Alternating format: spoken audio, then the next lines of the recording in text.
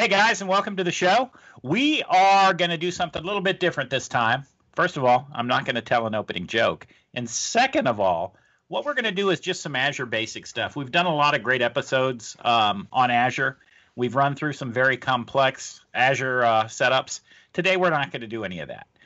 It occurred to me that one of the things we haven't done is just explain Azure and explain the way that Azure works. So that's the goal for today's show. We're going to set up a small environment in Azure. We're going to throw up a couple of virtual machines, and we're going to walk you through it step by step.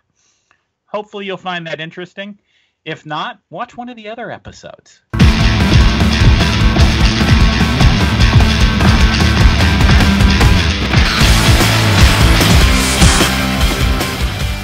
Hey guys, and we're lucky again to have Ryan Berry with us. Ryan, how you doing? I'm doing well. How are you doing today, Lex? I'm doing great. I suspect it's warmer where I'm at. I think matter of fact, I'd be willing to absolutely put money down on that. How many inches of snow did you get? So, we actually didn't get very much snow this week, but today is actually a balmy. I think it's only -5 outside, which is kind of embarrassing that that's actually considered warm compared to what we've had. Hey, so have you ever done that boiling water thing? We did do that. Actually, we did it with the kids out on the porch the other day. Yeah, yesterday it was, I think our wind chill got down to -30, 38, 39. So yeah, it happens pretty quick. It looks like snow, just like all the other videos you see. It's pretty cool. Wow, that's amazing. I've never had to do that. I grew up in Fort Lauderdale, so I tried it with sand. That's a little less fun. It was still sand when it landed. Yeah, only thing that happens there is you get in trouble with your parents for throwing sand at your siblings. Yeah, that's right. Yeah, that's what sea grapes are for. People in Florida will get that. Yeah. Okay. All right. So here's the deal, man. We've done a lot of really in-depth Azure shows. Yep. And the idea for this show, like I said in the intro, is just to explain to people, that maybe never have used Azure before, how easy it is to get started in Azure. And so, first of all, let's talk about how they get started. How do they get an Azure account?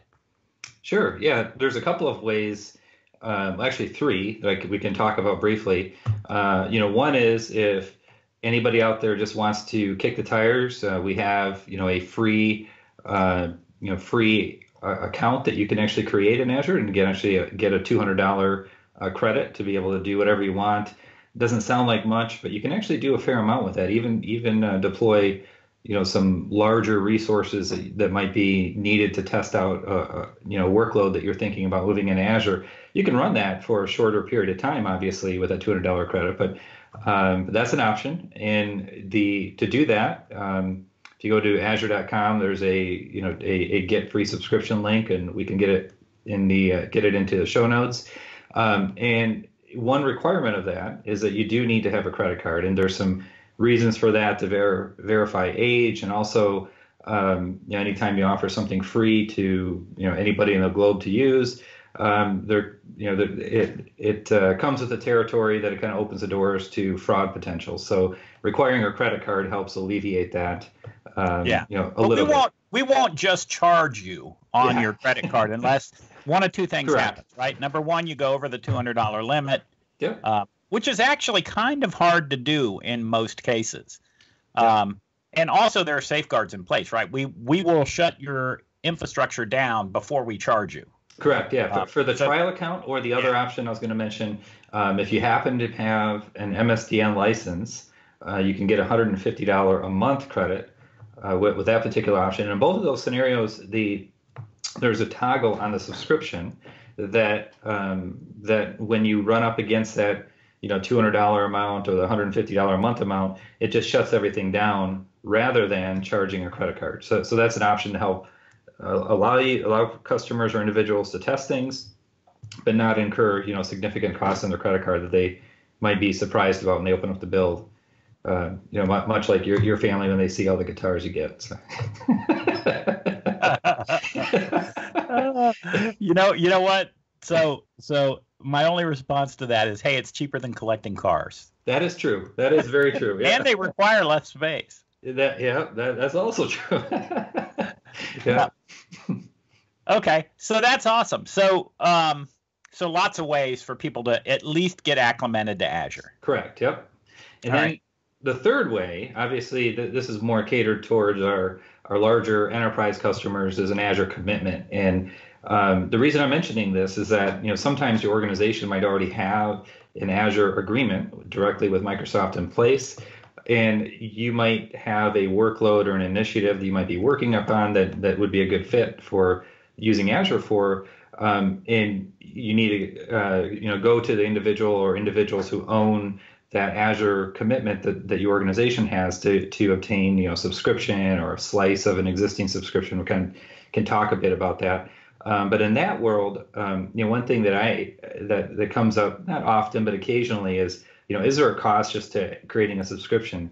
And the answer is no. That if you have this umbrella, what we call it a enterprise enrollment, monetary commitment, a lot of different phrases, they all refer to the same thing technically, where a customer provides us some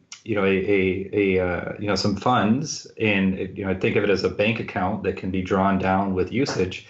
And just by creating a subscription, there is no cost to that. So a customer can create an infinite number of subscriptions, and until something's turned on in it, the cost to them is nothing. So that's a vehicle or pathway that I've seen customers use to extend Azure to marketing or to some engineering team or something like that. Yeah. One of the ways that I use my free account, I've got a couple of accounts. I've got a free account. I've got an MSDN account. And so I have a couple of different accounts that I can sign into Azure with is that when I'm helping a customer with something, if there's something that I want to test or play with, I can throw some virtual machines up in a little lab that I create in Azure. Nobody has access to it except me because that's the way I have it set up. Even here at Microsoft, we don't have access to it. So. Right? Yeah, exactly. Yeah. I'm glad he said that. Yeah. Ryan, I'm glad you said that. There's high level security around the Azure infrastructure. Correct. Yeah. If you're commercial, we comply with all the commercial regulations. If you're government, we certainly comply with all the government regulations, and we have different levels of government compliance: GCC, GCC high, etc. Yeah. So if that's a concern, we can alleviate that concern. Yeah. I'm going to highlight two other points about that. Is that our annual run rate spend on cloud security is well over $1.5 billion a year. So I mean that's a significant outlay that we have just in security of protecting customer data and assets. And just talking about VMs in particular, this is something that I'm going to highlight just because it comes up occasionally. Customers have VMware, Hyper-V infrastructure in their own data center. They're used to being able to have somebody who has God permission to log onto the host and see all the VMs that are running and could potentially log into those VMs, assign themselves rights to the VMs, access data on those VMs. In Azure, there is no God mode permission. Nobody at Microsoft has that level of access, and by design, nobody can connect to the hosts. So, administratively speaking, it's sort of like Skynet, self administrating. Yeah. And the fabric just does everything automatically. So no single person can ever access any customer assets by design. Okay. Yeah, that sounds awesome. What I was going to say is that I use mine just to test stuff, and I'll power it up when I want to test with it. Right. I'll power it down when I'm done testing with it. And to be honest with you, I don't think I've ever used more than $20 a month. Yep. So. Yeah, I've got a website running on a VM that's actually in a test account that is using my MSDN subscription. And I think I spend about $80 a month on that. I've got some, security monitoring in place on it, some storage. It's a little bit beefier machine, and you can do a lot for under $100 a month. Yeah, absolutely. Okay, so when somebody logs into the portal and they get to portal.azure.com, they're going to see a list of things that they can do. So what I'd like to do is throw that screen up for people to take a look at. And then what we can do is just go through some of the things that we have in the list by default, and maybe just walk people through adding things to favorites, because you haven't seen it yet because it's not up yet. But Yeah. you'll see a little favorites area, and we can show you how to add and remove stuff from favorites. Sounds like a plan. Let's go ahead and share it out. Yep, that's the portal. So I think one of the first things that somebody does when they aren't aware of all of the things that we can do here, they're not really sure what to do next. And so the first thing they usually do is click on virtual machine and create a virtual machine. Yep. But there's some other things that we should do first from a planning standpoint, right? Right. Resource groups are important. I talked about the favorites list. So what I'd like to do is just show you some of the things you can do under all services, and I'll show you how that works with favorites. You notice that each of these items has like a gold star next to it or a gray star. If you highlight the star, it'll turn the star gold, and it'll move it over into your favorites list. So you can get rid of the stuff that you don't want or don't care about, and you can add the things that you actually care about and use pretty often. So I think that's kind of a neat feature. Yep, absolutely. Just in this list is just growing, continuously as we add new capabilities. We have hundreds and hundreds of services and things you can do in Azure. And if you're a data person, you might not be interested in all the infrastructure-y things that we have available. So that would be an example of something we can kind of toggle those and have a workspace showing the most frequently used things. Yeah, absolutely. So when you get to the Azure portal, right, what do you think the first thing that people should do is? So there's a couple of things to take a look at and kind of explore. One thing is I myself have access to a number of subscriptions, and this is actually the one that I predominantly use that I've got filtered down. So within the subscription. So when you log into the Azure portal for the first time, Ryan, what's the first thing that you think people should do? So I have access to a number of subscriptions. So if you click, and I have it added as a shortcut on my my left-hand navigation bar as a favorite. So if the subscription option doesn't show up, you can get to it under all services as well. And this actually shows all of the detail about who has access to your permission, or to your subscription rather, who has permission to do things, which is actually the screen I'm on now. So as an example, I can put in my alias, and it will show me that all of the resources that I have access to when I click on my name. You can see I'm the service administrator for this particular subscription, which is God mode for all intents and purposes across the subscription, that I can assign individuals access to the subscription. I can create resources. I can assign individuals access to those resources and so forth. So this is actually, so think of a subscription as kind of the top level container that you can put stuff into. And then there's a step down from a subscription called a resource group. So a good example of how customers typically use subscriptions is they have, they might have connectivity back to their on-premises network, through VPN or some other means. And, they might have a networking infrastructure team that wants to manage and maintain, the networking aspects of that connectivity. And they can put those resources into a resource group that you don't have permission to interfere with. But you can deploy things like virtual machines into other resource groups that are taking advantage of resources that are in groups that you don't have access to. So it's kind of a way to segregate things, kind of like a security boundary of sorts that you can put around things. And it's also a good control measure for cost containment. So using my example of an enterprise organization who has a Azure enrollment, and they've got they might already have existing subscriptions, and maybe Lex, you come to them and say, I'm from engineering, I want to kick the tires in a project. They could create a resource group for you, and then on the billing reports of the usage, the monthly usage for that subscription, everything in that resource group will show up on a bill separately. So if I have two virtual machines and two different resource groups, they'll actually appear as two line items on the monthly usage report. So it'll help you kind of delineate, here's how much spend Lex had, and here's how much spend, the other organization or team using the subscription has. Yeah, that's pretty cool. Speaking of resource groups, let's go talk about resource groups. And by the way, I think you just said, and I wasn't aware of this, didn't you just say that did you just say that you could assign resources per resource group? Rights per resources group? Correct. That is correct. Yep, you can. That's pretty neat. Yep. So one other thing I'm going to show at the subscription level, and this is something that sometimes catches customers up before we kind of jump into the resource groups side, is quotas.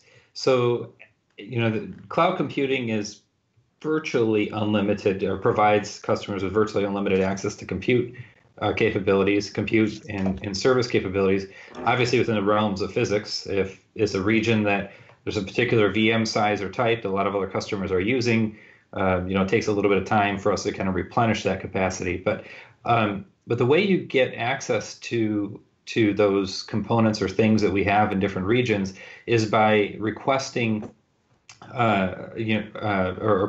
providing us requests through quota increases or quota requests. So as an example, say I want to deploy, this is a good example right here, a DSV2. It's a size of a VM in Azure. You can see my subscription allows me to have 100 cores or 100 virtual CPUs of compute capacity of that VM size in East US. So you can see it's VM size, region, and count.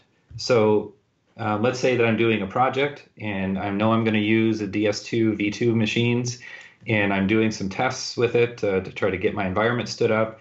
And I'm able to do that with 9 CPUs, and I know that this weekend I'm going to deploy 150 VMs, and I want to be prepared to do that, and just kind of expecting Azure to give me that capacity. I would actually be blocked and not able to to immediately provision all of that stuff in Azure, because my subscription doesn't have a quota to do that. And there's 2 reasons we have quotas. One is cost containment. The subscription administrator can put some constraints around what an individual or individuals who have access to a subscription can do. And the other is to help us with capacity planning. I mean, if you think about the nightmarish scenario of kind of the difficulty that entails, if you spin up a virtual machine just for testing something and it's up for 5 minutes, we don't know how long you're going to use it when you provision it. So you destroy that CPU becomes available, or CPUs become available for another customer. So the landscape of a cluster of machines in Azure is changing all the time. So the quota request allows you to give us an indicator that I'm probably going to need this capacity that I'm requesting. And we know that with kind of like overbooking airline seats, that not everybody necessarily is going to use that entire amount. But that gives us some gauges to know whether or not we're going to have capacity for you when you need it. So that's something that's really important. That's very important. Yeah. All right. So resource groups. If I go into, I actually have resource groups over here on the left. And these are resource groups that I've used to do different projects and experimentation myself in the subscription. And one thing that to create a resource group is drop dead easy. Just simply click add and give it a name and a region. There's something interesting I want to highlight about region. So I'm going to go into this resource group that I used for some Azure Container Services stuff I was doing. And this one actually isn't a good example because everything's in East US, if you notice. And my resource group was also in East US. If I go back to this screen, there is not a tight coupling between the location of a resource group and the things that are inside the resource group. And I'm sure I've got a resource group in here. This is in East 2. I'm sure I can find one here. Yeah, here's a good one. This resource group is in East 2. And I've got services in North Central and in East US. So you can spread stuff out within a given resource group. And you might ask, why does a resource group have a location associated with it? And there's actually a good technical reason behind that. Whenever you're interacting with Azure through the portal, what's happening under the covers is it's actually hitting services or REST endpoints under the covers, or management endpoints that we expose, that you can actually invoke directly with your own code that you might write, or that independent software vendors have tools that are available to be able to manage things in Azure, or you might be using things like the command line. Such as PowerShell or the command line interface to interact with Azure and do things with it. And I just clicked on this little caret up here, and this is actually going to open up a shell. And I have PowerShell selected. Another option is a Bash shell, and I can actually manage my my Azure environment here anywhere in the world without just all I need is access to a browser, and I can run PowerShell commands against my subscription. And the reason I'm highlighting this is in all these cases, they hit the same thing behind the scenes in our data center, these service endpoints. So when you create a resource group in a region, what it does is it defaults the endpoint that services interact with. Like if I said get Azure RM VM, this is going to get all the virtual machines in my subscription. So if I were to kind of drill that down and say I want to get the virtual machines in the API app resource group, that request would go to the East US 2. So that's that's the importance or significance of that region. But if East US 2 were offline, it would just go to another region. So there's some technical reasons why we do have a geography associated with it, but it's not going to impair you if that region were to suddenly become unavailable. Yeah. Well, and some things, you want to have in the same region, right? You Yep. want your network in the same region as your virtual machines. Yes, correct. Yeah. That's a good, and that's actually something that's easy to. I don't want to make it sound like a detriment to kind of to Azure in particular, but that is something that's easy to do. That I give you an example, like deploying a virtual machine in East US 2. And then having a storage account that I use to deposit diagnostics data sitting in another region. That technically works, but what happens in that case is we actually charge egress for any bit that leaves the data center. And that's even for data going to another Azure data center. So if you have your virtual machines logs going to a storage account that sits in another region, not only the storage is fairly inexpensive, but you're also going to incur costs for the transmission of that data to that other region. So that's something that is important to kind of take into consideration when you do things. Yeah, absolutely. Yep. Okay, so let's do this. Let's create a resource group. Sure. And by the way, if you were to define a resource group, what's sticking in my mind is that a resource group is essentially an authentication barrier for a specific group of resources. Mm-hmm. Is that right? Am I thinking about that correctly? Yes, yeah. So I'm looking at this resource group here as an example. I can actually, separately assign, like as a specific example, I could actually assign you access to this resource group. And when you log in, you would actually see the subscription ID, but you wouldn't see any of this other stuff. You would only see this. So that's a way that you can, not only restrict access, but not even make the other resources visible or known that they exist. Okay. So the environment that we're going to create, we're going to create a resource group, and then we're going to create a network inside that environment, and then we're just going to create a couple of VMs. Yep. So there's one other thing I will show you on resource group, just to kind of highlight on cost containment that we talked about.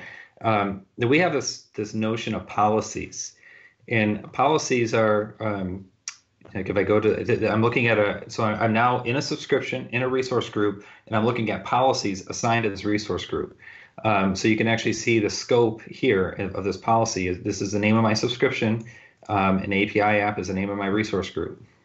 And if I go into policies, it's going to show me a whole bunch of things that I can assign to this. So the reason why this is important is that, administratively, like if I were to give you, create a resource group for you to do things, do some testing and so forth, maybe I want to make sure that all of the VMs or any virtual machines you deploy have have encrypted disks to make sure data can't walk away, or I want to make sure that if you're deploying a web application, that you can't enable that to talk to the world and allow inbound requests that might, make company assets leave.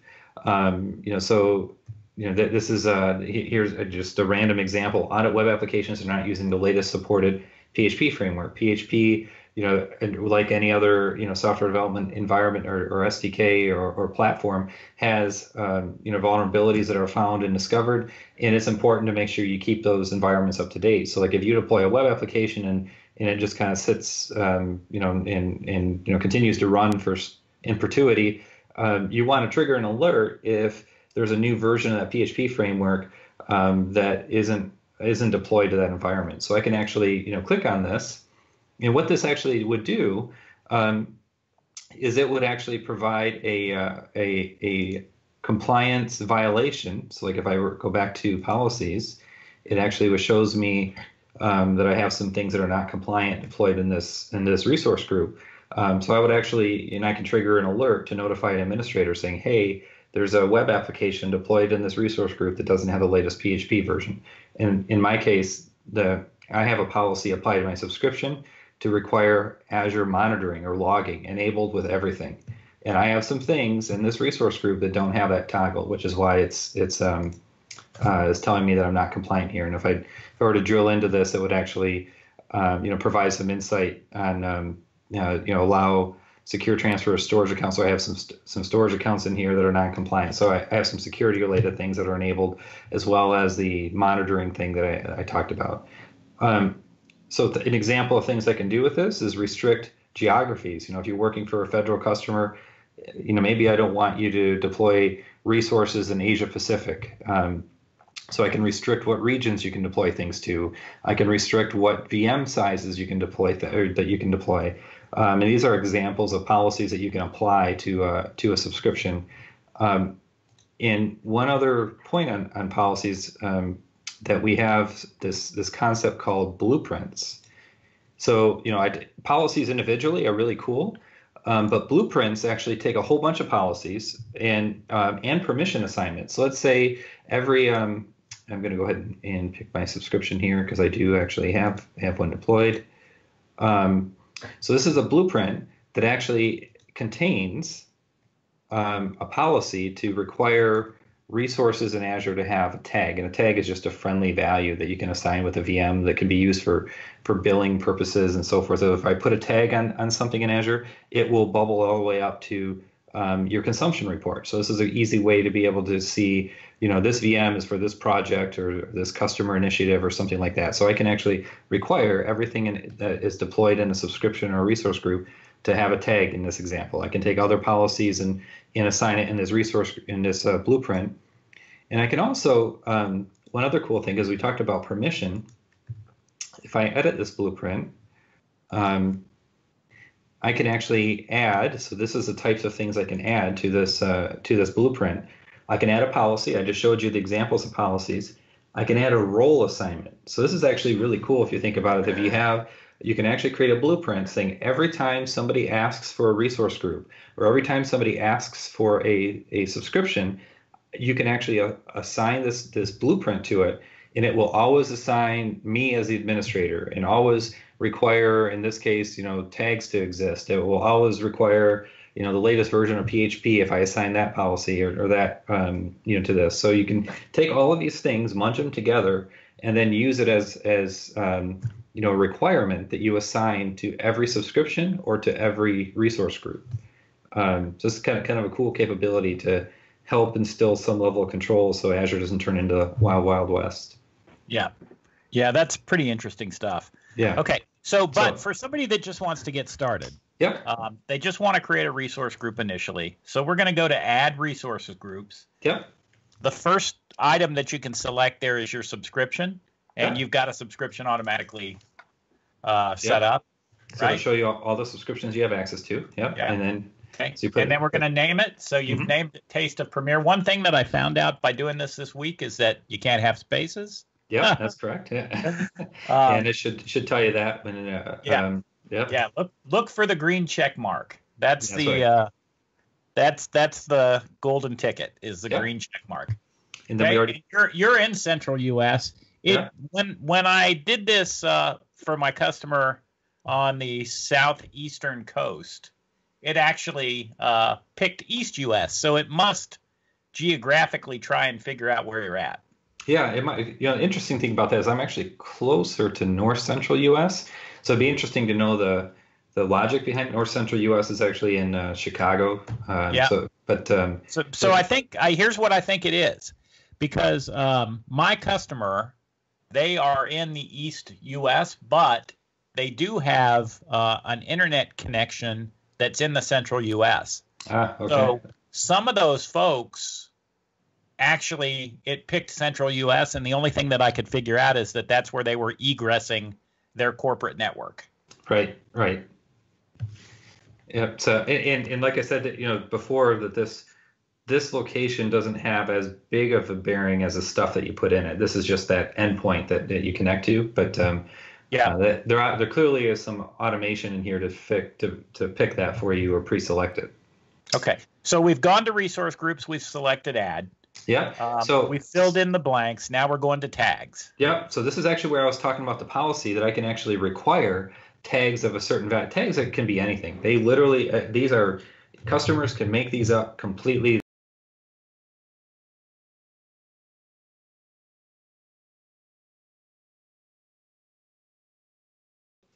We talked briefly about policies, and I showed an example of a policy requires a tag, and they can just be any name value pair that you can assign to things. I mentioned it; they're largely used for billing, but they can also be used, like if you use a command line to interact with Azure or to be able to query. I want to see all of the VMs that are for the engineering department. So you can use them for querying stuff in Azure as well. So there are ways to kind of group things together. So it gives us a search point. Yeah, exactly. Yep. Search point, and then a billing, an ability to kind of to see that usage for billing. So go ahead and create this guy.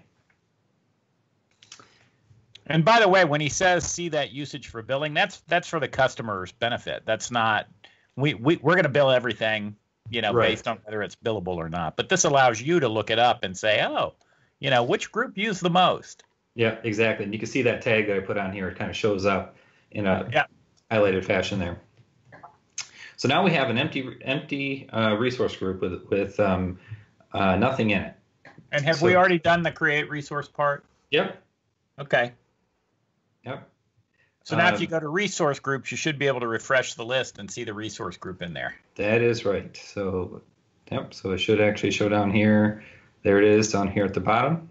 So multiple different ways to get there. Another way that I got there is if you go to the bell up here, this will take you right to whatever the resource group is that was created, and it has this other option. This is pin to dashboard, which you can actually pin to your home page of the portal. If this is something you're going to use regularly or that you want to interact with regularly, you can actually put a shortcut to that right on the home page.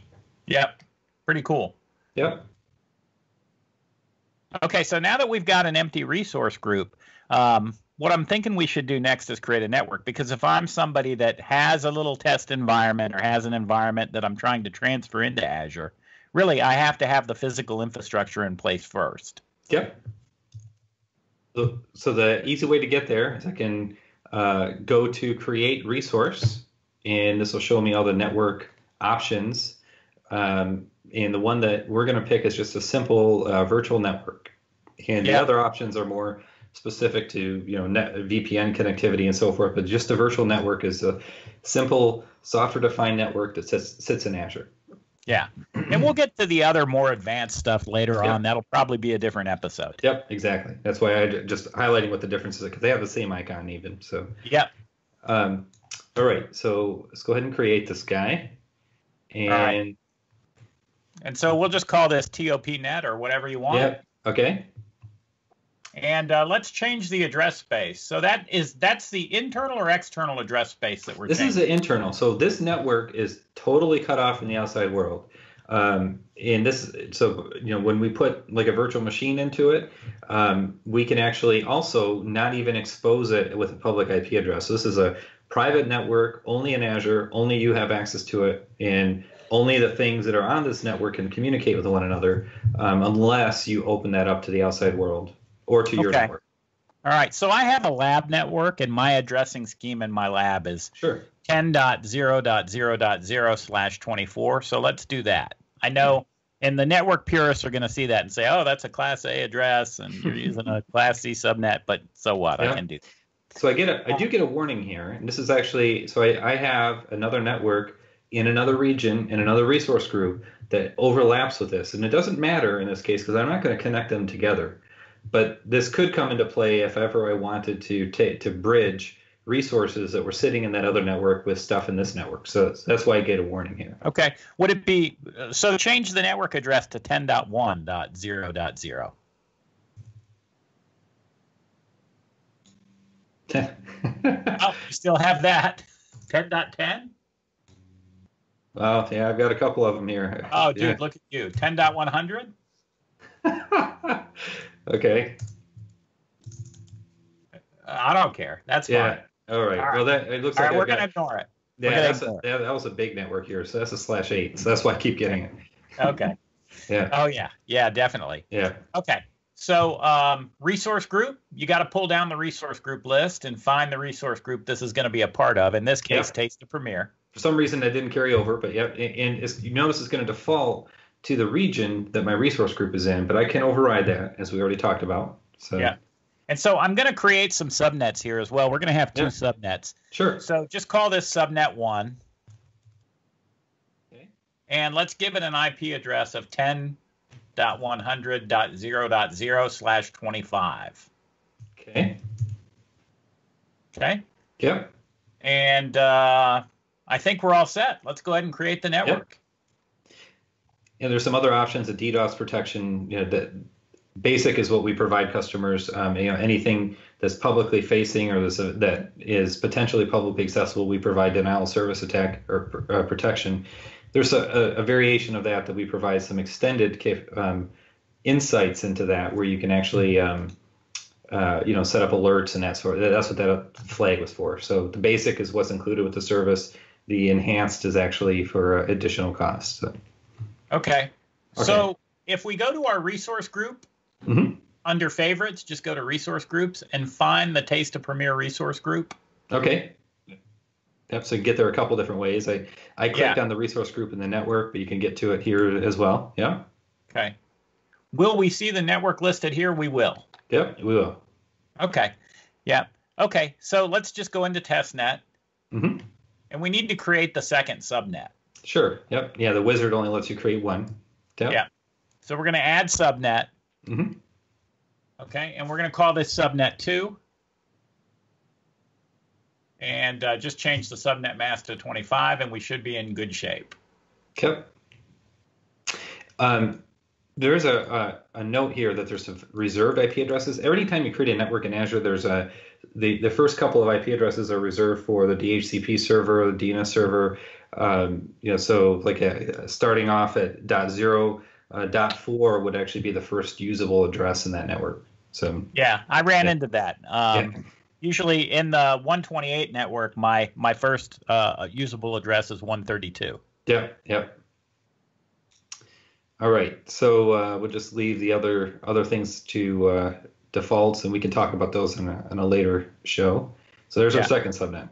Just as a side note here, one of the things that I have run into is that certain browsers you have to manually refresh, and I think it just depends on browser compatibility.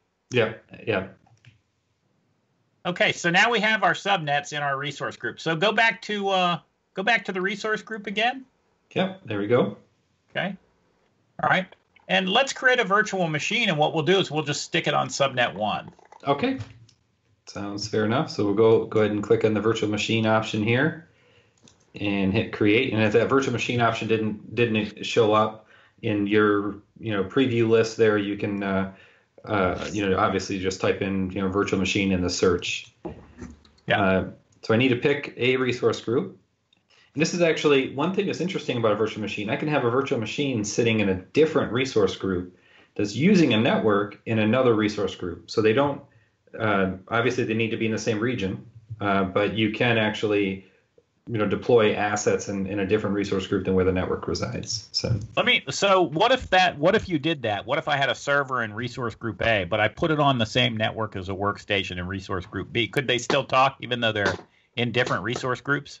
If it's on the same network, yes. If they're on different networks, even if they're on different networks that has the same IP numbering scheme, which you saw when I created this network, it gave me an error or warning saying that I already had networks that existed in my subscription. Even if those network numbering schemes were the same, they would not be able to talk. They're totally isolated from one another. So, in what you just described was a VM in a different resource group deployed to a network that's in another resource group. That already had virtual machines deployed to it, they would be able to talk to one another. Yeah. So, one thing that I noticed that's interesting on this screen is the region. Yep. I'm not sure why that is interesting. It should have. I guess when I got to the networking component, it would not actually. Just to show you how that would work, if I pick North Central U.S. and I go to networking. So we already created the network.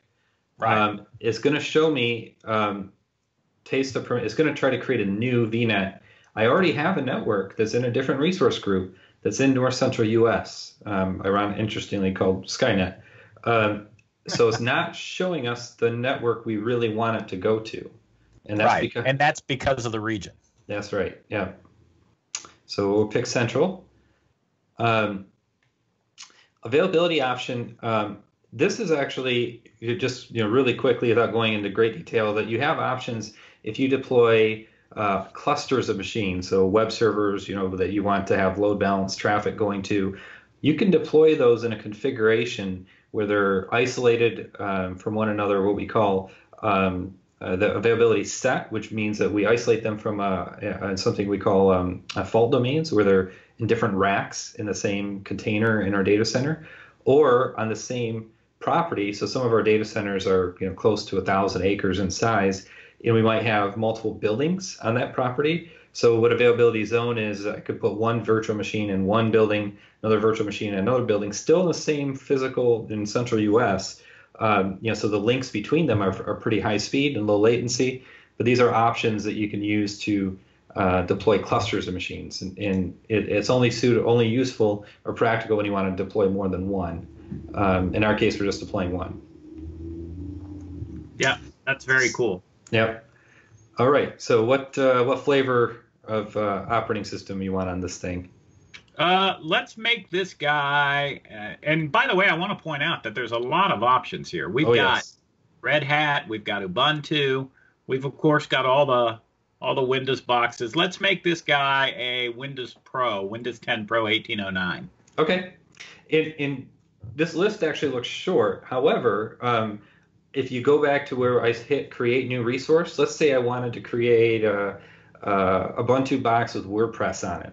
We actually have images that already have that installed. So we have way more than this. I mean, hundreds and hundreds. I would venture it might even be in the thousands at this point. But these are just the core vanilla operating systems, nothing installed. These are the flavors that we have available. So. Wow. Yep. Okay. And then size. This is an important field. Yes, it is. Yep. So this is where so the sizes are going to show here are going to be specific to the region that I want to deploy to, and it's right now it's not filtering. I don't have any filters enabled, so this is actually showing me all the possibilities of sizes that are available. In D2 is D series are general purpose virtual machines. In fact, you can even see it in the word general purpose is used here. So those are typical, are suitable for most workloads. We have lots of other options for machines that have more memory than others, some that have more CPU than others, more storage. So depending on what your needs are, kind of drives what size you want to pick. Yeah. So also we've got the cost there, right? Yep, that is another important. You can see that pretty easily here as well. And there's another option, premium disk support. So in our example, we're deploying one virtual machine. We provide a service level agreement to customers for environments that have multiple virtual machines or single virtual machines, but the only way we provide a SLA for customers with one virtual machine that aren't in a cluster is if they have a premium disk attached with them. And because there's some network optimizations we have internal to Azure that allows us to make sure that those requests going to our storage backend is that we have dedicated throughput for that. So that costs a little bit more, but when you get a machine with premium storage, it's and you have it deployed in a single instance deployment or configuration, it's a 99.9% SLA. So that premium disk support is also important if it's a production workload and you're only going to have one VM. Okay. Yeah, that's cool. And also, by the way, isn't the free subscription limited? Yes. I may be wrong on that, but I think there's limited. When we went to the subscription page, and if you recall all the quotas on that, those are really restricted for free subscriptions. So, like in my example of DV2, I had 100 cores. I don't know what the default is for a trial subscription, but those numbers are much lower for a couple of reasons. We don't want you to accidentally run up a big bill, and also it's for trial testing purposes. So, with a $200 credit, you're not going to be able to deploy a, D15 machine that's $1,378 for a month. Okay, cool. Yep. So we'll just run with the D2, which is two CPUs, 7 gigs of RAM. That seems reasonable. So I'm going to go ahead and put in a username and password here.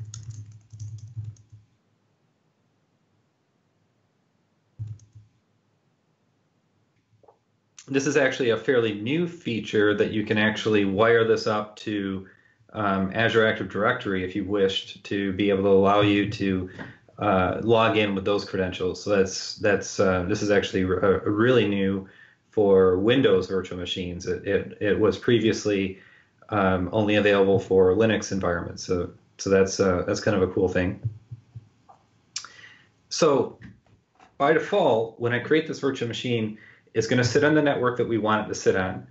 It's not going to be accessible externally at all. Right, even via RDP.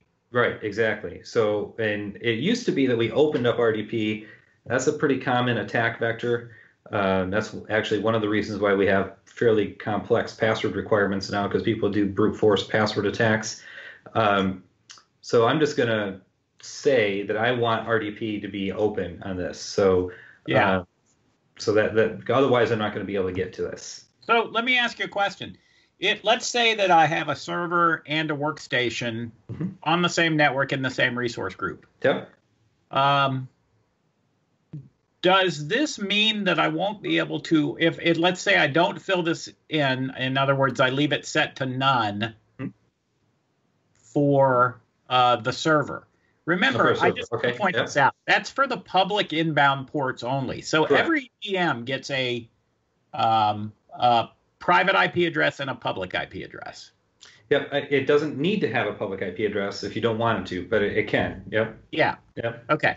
All right. So that's good to know. I didn't know that. I thought they were auto-assigned. Yep. If you go off through this wizard, it tends to auto-assign it, but it's there's ways to create it through automation and scripting and other means of creating resources in Azure outside of this wizard, and you can just completely exclude the public IP address. And that's common for customers that want, banks, financial institutions that just want to deploy assets that they never want to have exposed publicly.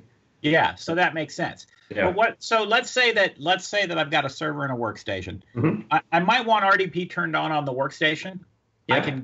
I can then get to the workstation. And by the way, once I get to the workstation, there's nothing that says that I can't RDP to the server. Correct. Yeah, from within the private network. Yep. So there is a caveat to that. So yes, by default, you can absolutely do that. Using a bank as an example, maybe they don't want that to occur. So within that network, you can restrict things farther with some stuff that we can talk about later that where I can say I don't want somebody to be able to go from this workstation via RDP to any server or to the server sitting in the subnet or servers on this IP range. So you can create pretty specific rules allowing or disallowing that. So like a firewall rule.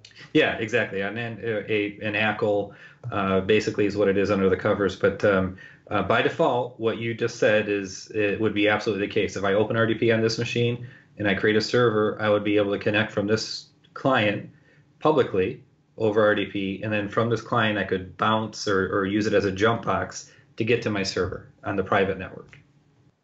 Okay. Okay. Next. All right. So this is where I was talking about the premium versus standard disk, and we have another option called standard SSD. Standard disks are magnetic. Standard SSD is the same performance as a magnetic storage, but it comes with a service level agreement. And then premium actually allows you to kind of go up to 80,000 plus IOPS depending on what size disk you have. So standard SSD was a default that's picked. And the VM size that I selected doesn't have the ability to use premium disks because I picked a lower tier VM. So I can't pick the size of that OS disk because it's going to be based on the template.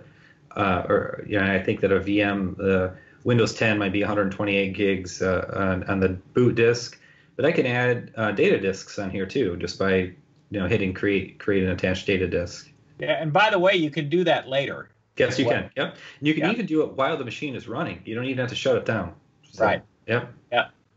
All right, so now we get to the ever important networking, and because we had, I'm deploying in the same region, and I'm deploying into actually I don't have any networks in central U.S. other than this, so that's why it's the only option that I have coming up here by default, and I can see the subnets that we created, subnet 1 and subnet 2, and this is where actually you can actually pick none in the wizard for the public IP. Then I wouldn't be able. This would be totally cut off from the outside world, and I wouldn't be able to get to it. Yeah. So I'll go ahead and do that, and it's going to allow connectivity over over RDP because I already selected this on the previous screen. Accelerated networking. Just a quick FYI what this is. This VM size doesn't support it, only certain VMs do. But basically we have a special card that's in a lot of our hosts. When you have a hypervisor in play, the network card is virtualized and it takes resources from the host to process packets back and forth. So we have a special card in a lot of our hosts that offload the handling of network packets to a special, it's called an FPGA card. It's programmed to really optimize network throughput, and you can get 100-fold plus performance improvement in network traffic or network connectivity if you enable that. There is no extra cost for enabling that. So if you see that on a machine that you're creating, I would always enable that. Yeah. So it essentially allows hardware to calculate all of that. Exactly. Instead of doing it virtually via software. Exactly. Yep. All right. So management. This is going to have some details about whether or not I want to emit telemetry or what boot diagnostics is I can actually see a screenshot. Remember I said earlier nobody has the ability to have God mode permission and connect to the host. Well, what if your machine's in a continuous reboot cycle, blue screening because of some piece of software you put on there? It might be useful to see what the error code is. So that's what the boot diagnostics does. So it's a good idea to leave that on. And what it does, it creates a screenshot of what's happening on the console. So if it's blue screening, you can see it. Yeah. One thing to note is that if you're just doing this for like a test lab and you don't really care about the machines or the data on it, it's a little tiny bit cheaper, I think. I may be wrong, to turn boot diagnostics off because then you don't have to have a storage account associated. That is correct. Yeah. If I turn that off, the storage account disappears. The storage is really inexpensive because what it's actually doing is taking screenshots from the host and putting it in a storage account, and you can see it in the portal. And I'll leave it on so we can actually see it in action. But this is what I was saying earlier, that if I were to point this to a storage account that I already had existing in another region, that would be bad because now I've got egress costs going from central US somewhere else. So, in this is actually something that you can enable now in the wizard, where I can tell the machine, shut it down every day at 7 p.m. Eastern time, or to try to save costs. Yeah. And by the way, that's on by default. Yep. So extensions, these are other pieces of software, things like McAfee. We have, Puppet, Chef, Visual Studio, or actually it's called Azure DevOps agents. So you can add other stuff on that, on that machine after it's booted up. So that's what this is for. And tags, we already talked about this. This is the same thing. The tags apply to everything in Azure, so no different on VM. Hey, hold on. Since we created a tag earlier, is that tag going to be in the list? It should. Yep. Part. Yep. Department, and then hearing. There it is. So cool. Yeah, tags are interesting because I created it at the resource group. They're not inherited, which means if I create this VM in that resource group, that tag doesn't automatically apply to my VM. I have to apply it to everything I create, which is why that policy that I showed was important, because that would not allow me to create this if I didn't put that tag in there. Okay. So, all right, let's go ahead and hit create.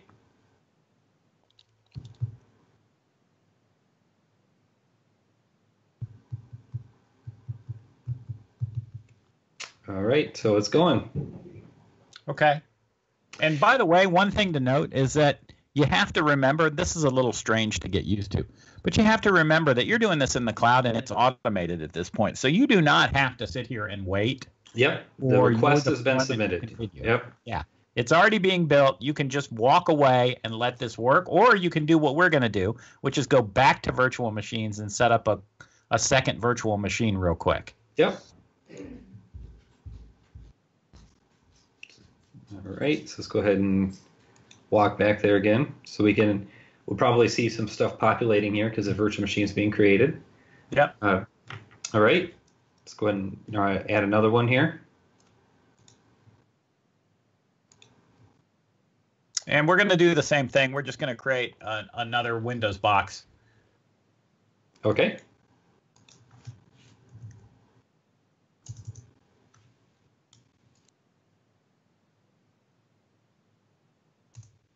All right, and we'll put this in the central US.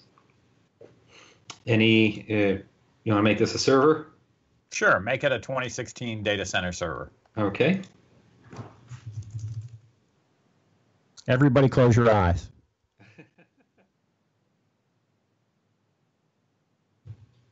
Whoops. Must have typoed it. There we go.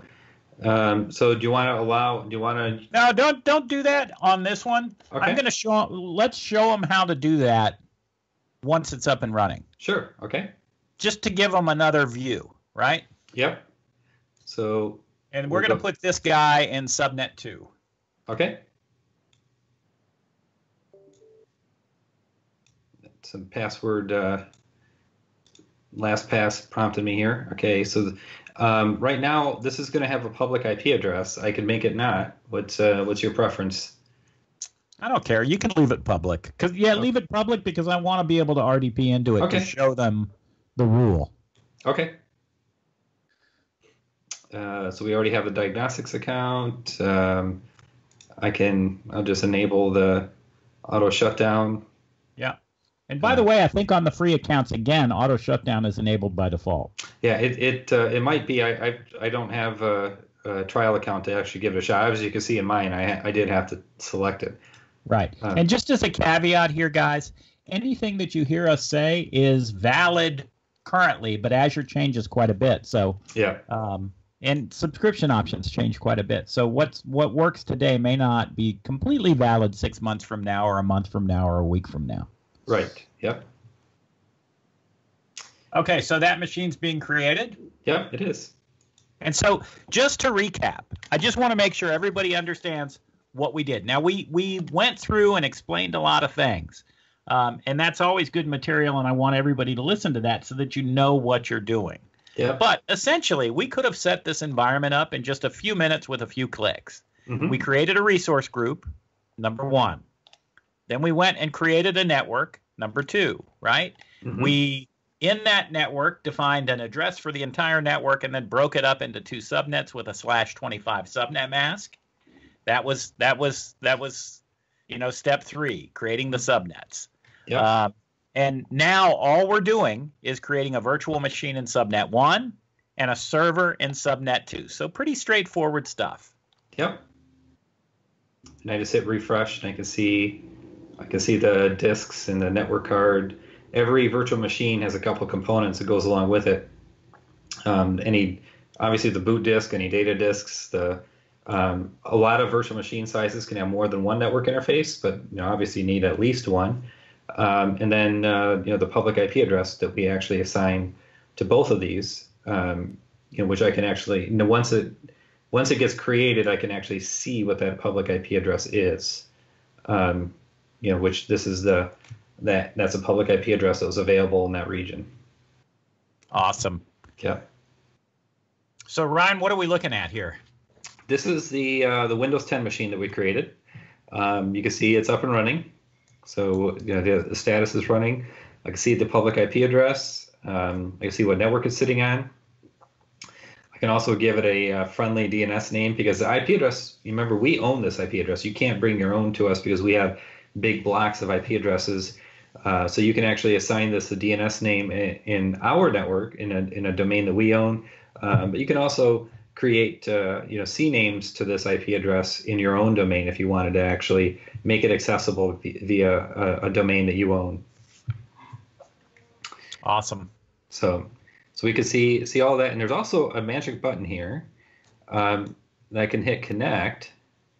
Yeah. And this will download an RDP file because this is a Windows machine, so that's why the RDP instead of SSH is showing. Where I can actually connect to this guy, and it'll take a second here. Hopefully, let's see, where's it at? It's on my other screen. Okay. Let me drag it on over and put in my credentials. And this is possible because we told it we wanted to open up RDP externally. Right. We set that network security group rule, I think, is that's right. Yep. Right term. Yeah. So this is a Windows 10 machine. It's the first time I'm going to be logging into it, so it'll take it a moment. And while I'm just going to let that finish for a second, and just simultaneously, if I go down to diagnostic settings, and I talked about the boot screen. This is actually where I can see some of that, and it looks like I didn't enable that on this on this particular machine. So, right. So there we go. So it's going through the beginning setup of Windows 10, and I'm logged in. Okay. And open up a command prompt for me and do an ipconfig/all. Yep.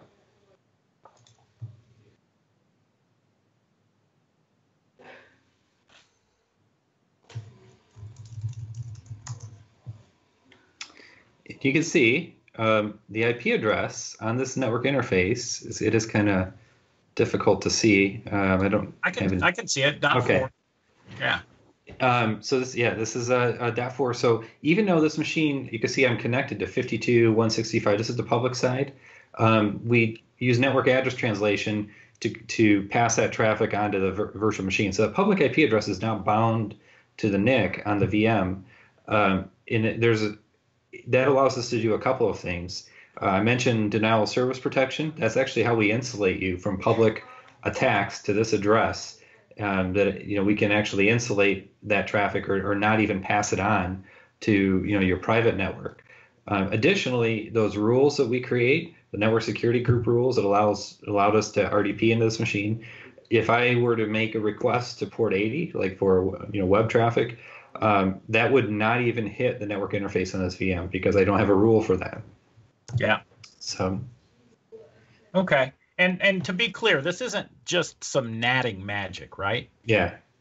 Yeah, that's true. Yeah, this is a software-defined network. So we don't, it's all done through, software as part of the Azure Fabric. So yeah, it's a pretty sophisticated set of layers that stuff actually flows through. Yeah, pretty cool.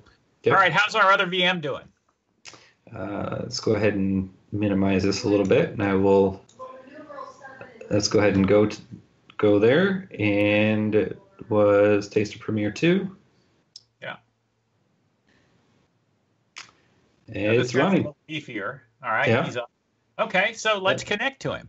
Yep. So one thing I can do too is I can actually go. No. Don't do that yet. Go back. Yeah. I know what's going to happen. I want to show everybody what's going to happen. Yep. So do you want me to try to connect? Go back. No, yeah, you can minimize that. Go back to TOP2 and just hit connect. Go. In other words. Got it. Yeah. Okay, I see what you're trying to do. Okay. Yeah. Yep. So what's your bet on whether or not this is going to work? Yeah, it's not going to work, and we all know it's not going to work. But I want to show them how to fix it if they get into this situation. Sure, fair enough. So I'm going to hit connect, and I'm going to get this lovely... By the way, while you're at it, I want to make sure that everybody sees that the tag is displayed right there. Yep. All right, so we're going to connect to the public IP address of this server, or not. Yeah. So here's the deal, folks. We purposely did not add the RDP rule to the network security group for this server. And the reason that we didn't do that is because it's easy to forget to do that. And if you forget to do that, I want to show you how to fix it real quick. So go ahead and select connect for me. Yeah. And notice that under the download RDP file button, there's a little informational tag saying inbound traffic. Yep. Yeah. That's okay. Yeah. Tried to highlight it. Yeah. Okay, saying inbound traffic to the public IP address may be blocked. If you just click that, that'll take you to the network security group rules page where you can define a new rule. So we're going to do add inbound port rule. Mm-hmm. We're going to change the destination port here to 3389. And we'll just give it a priority. Yeah. Yeah. And then change it to RDP or 3389, whatever you want. Yeah, so the priority is important because it needs to be higher than this number because the default is going to be, when it hits this, is going to block it. So it has a priority of 100, which will put it above this. So. Yeah. That's interesting. So it's top down.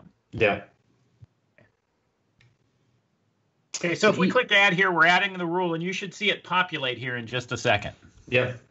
So even though I cannot hit it via this IP, I can hit it from this IP from my other VM. Right, and that's the thing that we were talking about before. Yeah. Okay, so there's the rule. Yep, so I should be able to go back and hit connect. Yep. And the only reason I wanted to show people that is because it's easy to forget to do that when you're creating the VM. Yep. So we got the, let me pull this on over.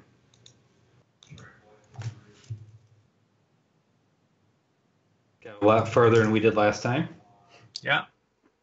Yeah, if it asks for username and password, you're golden. Yeah. Because that's actually coming back from the VM at that point. Exactly. And there we go. There is our server VM. Yeah. Okay. Bring the client VM up. And just to show folks that this works, try and ping the other one. I think its address is going to be 10.100.0.132. Yep. And it looks like ping's not going to work yet. Yeah. So it may be either still initializing the net card, or we may need to go in and disable the firewall for the purposes of this. Yeah, I was going to say, I think it's disabled on the Windows firewall by default. Right. So, yeah. Because we don't, we block ICMP or ping trap ICMP packets externally. So I actually cannot ping. That. Oh, that's interesting. It just disconnected me. But I would not be able to ping this public IP address. It would not respond. Right. But and that's internal. Smart. Yeah. Yeah. Yeah, that's smart. On the private network, we allow it. Yeah. Okay. So ping uses ICMP. ICMP is used designed actually so that inter-networking devices can communicate status and error condition with other devices. It's something that you probably want enabled locally but disabled remotely. Yeah, exactly. Yeah, that it can be used as a means of discovery of what's running, and so it's a good idea to leave that disabled. Yeah. Okay, did we get connected to the... Yeah, it's reconnecting here. Okay.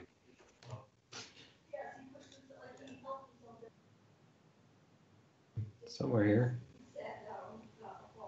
Yeah, that's still TOP1. Yep, I don't know why. Try one more time here. I don't know what I logged in. All right, so that was strange, but we were able to reconnect to it. Maybe just finishing configuration or something along those lines. Let's go to the server, which I think is highlighted right now. Correct? Yeah, we're on the server now. Yep. Okay. And let's just turn the firewall off for the purposes of this demonstration. Sure. Okay, folks, so what we did was we went into the server and disabled the firewall. There's the screen. It's up. It's up right there. And so now we should be able to ping the server. And there you have it. Yeah, and so it's pinging fine. So the issue wasn't that there was any type of firewall or traffic blockage on the private network that we set up between this workstation and, of course, the server. It was essentially just the firewall on the server, which is by design and to be expected. Yep. So there you have it, folks. The idea behind this episode was to just show you how to get started in Azure, right? And so what we did was we created a resource group, and I'm just going to recap. We created a resource group. We created a parent network. We divided that network in two with the /25 subnet mask. We created two 128 address networks, essentially. Then we created a couple of VMs. We stuck one on subnet 1, a workstation. We stuck a server on subnet 2. We were able to RDP into both, and we were able to ping from one box to the other box. And the reason that we did this, the goal of this episode is just to show you that really it's very easy as long as you have just a little bit of help understanding the interface and understanding what's important and how things work. By things, I mean tags and resource groups and regions. Yeah. It's pretty straightforward. This is very cool. Ryan, thanks for doing this for us, bud. No problem. Yeah, no, always a pleasure. So here's a question, and this is kind of a teaser for the next episode. And I'm going to throw it out there. I don't know if we can do it or not, but do we have a way to set up a VPN between your network at home and this network? I certainly do. I've got some specialized routing equipment in my network closet in the basement, and I can definitely wire that up. Is there a flux capacitor? You know what's funny? My son actually does have a flux capacitor in his car, so I could get a little video footage of that. Okay, well that's awesome. So for part 2 of this, I think let's leave this resource group intact. You can shut it down, but let's leave it intact, and then we'll continue this thread. What I want to do next is show people how to create like a VPN into their environment that they've created in Azure. All right, that sounds like a plan. Sound like something we can do next? Absolutely, we can. All right. Well, one more thing to show you. Ryan, do me a favor. Minimize the 2 RDP sessions. Yep. Now, folks, you don't have to do this, but if you wanted to do this and you created a bunch of resources in a resource group and you just wanted to get rid of the whole thing, go to resource groups for me. Yep. So this is our resource group right here. Yeah. Go to the parent directory of the resource group. So just go to the resource group's container. Yep. Find the resource group for me. There it is. You can actually just delete the resource group, and it will delete everything inside that resource group. Yep. You can also, this is actually a fairly new thing, that you can selectively highlight things and just delete those couple of things. And the benefit about using the interface to do that, you can't delete a VM until you delete, until the VM's not running, until you, I'm sorry, you can't delete a disk for a VM until the VM's deleted. You can't delete the VM, the network card till the VM. So there's an ordering that you have to prescribe to, and if you do it through the interface, it will do that for you. Okay. Yeah, that's awesome. That's good to know. Yeah. Okay. All right. Well, listen. Thanks again, guys, and that's your taste of Premier. Thanks.